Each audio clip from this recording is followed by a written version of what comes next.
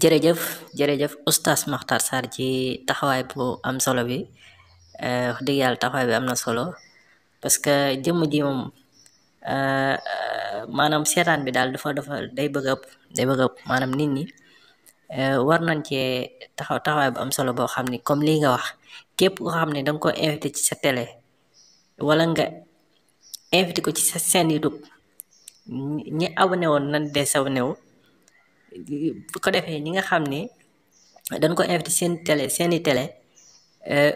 képp koo xam ne ab jullit nga ca gëm yàlla rek ñor la suñ borom rek ñor la nga bañ faa yóbbu sa publicité ngeen boycotté mboolem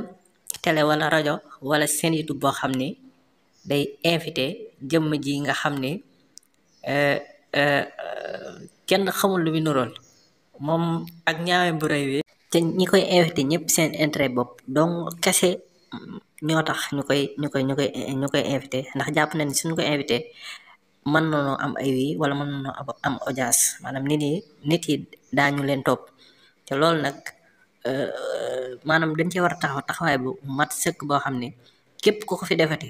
ñu teg la ay daan yu métti daan yoo xam ne danga ko yëg ba bu ëllëgee doo xalaat sax di ko def ba keneen di am fit di def yu mel nii muy def parce que kii yewaate doo nga la def gis naa ko nag muy toog këram naan day def vidéo di jéem a ñaawal oustaz Makhtar Sarr waaye loolu lépp nag nit yi ñoo ko ci bàyyi rek danoo war a booloo doon benn fexe nun